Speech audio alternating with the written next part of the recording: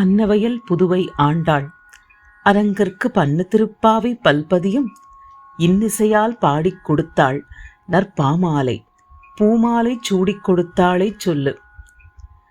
சூடிக் கொடுத்த சுடற்கொடியே தொல்பாவை பாடி அருளவல்ல பல்வளையாய் நாடி நீ வேங்கடவர்க்கு என்னை விதி என்ற இம்மாற்றம் நாம் கடவா வண்ணமே நல்கு. ஆண்டாள் திருவடிகளே சரணம்.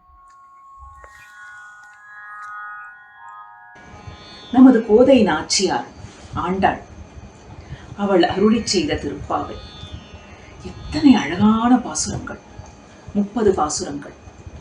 ஒவ்வொரு பாசுரமும் ஒவ்வொரு முறை படிக்கும் பொழுதும் ஒரு புது அர்த்தத்தை தரக்கூடியது, பல்வேறு அர்த்தங்களை தரக்கூடியது, பன்முகமான அர்த்தங்களையும் தரக்கூடியது. இந்த ரீதியில் தான் பார்க்க வேண்டும் என்றில்லாமல் ஆன்மீகமாகவும் பார்க்கலாம், நமது அன்றாட வாழ்க்கை முறையிலும் பார்க்கலாம். ஒவ்வொரு விஷயத்தையும் அப்படியே போகிற போக்கில் ரெஃபரன்ஸ் போல் சொல்லிக்கொண்டே அவள் போகிறாள்.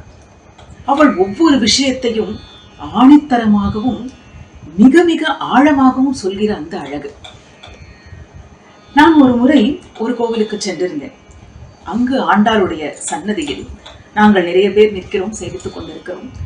அப்பொழுது அந்த அர்ச்சகர் எங்களிடம் கேட்டார், ஆண்டாளுடைய திருப்பாவையில் இந்த 30 பாசுரங்களில் எந்த திருப்பாவை மிக முக்கியமான திருப்பாவை என்று நீங்கள் நினைக்கிறீர்கள்? என்ன காரணத்திற்காக நினைக்கிறீர்கள்? எந்த திருப்பாவை முக்கியம் என்று நீங்கள் நினைக்கிறீர்கள் என்று கேட்டார். உடன் நாங்கள் கூடியிருந்த நாங்கள் எல்லோரும் ஆளுக்கு ஒரு திருப்பாவை சொன்னோம். மார்கழி திங்கள், வையத்து வாழ்வீர்கள், இல்லே இளங்கிளியே, நாயகனாய் நின்ற, இல்லை இல்லை கூடாரை வெல்லும், ஒன்னொன்று இல்லை இல்லை கடைசி பாசுரம், அதுதான் அவள் பலஸ்ருதி சொல்கிறாள், வங்கக்கடல் கடைந்ததான் என்று ஒரு 5 நிமிடங்களில் அங்கு கூடியிருந்த நாங்கள் அனைவரும் 30 பாசுரத்தையும் சொல்லிவிட்டோம். அவரும் பொறுமையாக ஒவ்வொருவரிடமும் ஏன் இந்த பாசுரம் முக்கியம் என்று நினைக்கிறீர்கள் என்று கேட்டார். நாங்களும் ஒவ்வொருவரும் நாங்கள் எந்த பாசுரத்தை சொன்னமோ அது முக்கியம் என்று சொல்வதற்காக அதன் காரணத்தையும் சொல்கிறோம். பிறகு அவரிடமே நாங்கள் கேட்டோம், எந்த திருப்பாவை முக்கியம் என்று நீங்கள் சொல்லவே இல்லையே என்று.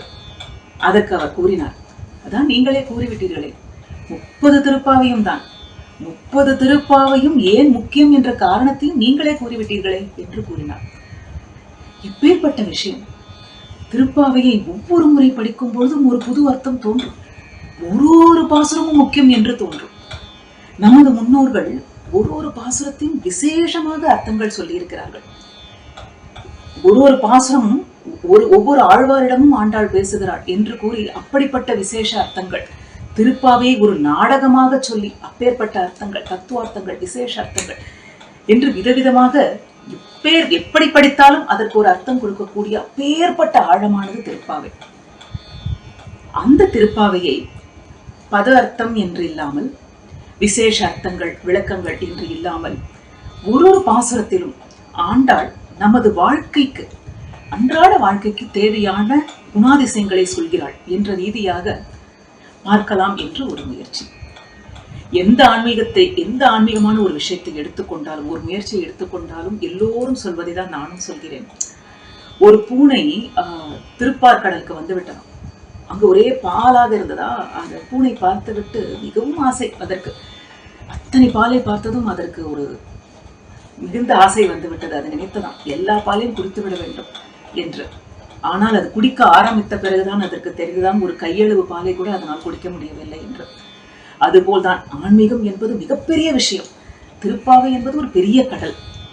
அதில் என்னால் முடிந்த வரையில், எனக்கு தெரிந்த வரையில், எனக்கு புரிந்த வரையில் சொன்னது போல விசேஷ அர்த்தங்கள் என்று இல்லாமல், தத்துவார்த்தங்கள் என்று இல்லாமல், ஒரு பாசுரமாக எடுத்துக்கொண்டு அதில் நமது அன்றாட வாழ்க்கைக்கு ஆண்டாள் சொல்லியிருக்கும் விஷயங்கள் என்ன சொல்லியிருக்கிறாள் என்று பார்க்கலாம் என்று ஒரு முயற்சி. எனக்கு தெரிந்த வரையில் ஒரு பாசுரமாக எடுத்து பார்க்கலாம் என்று.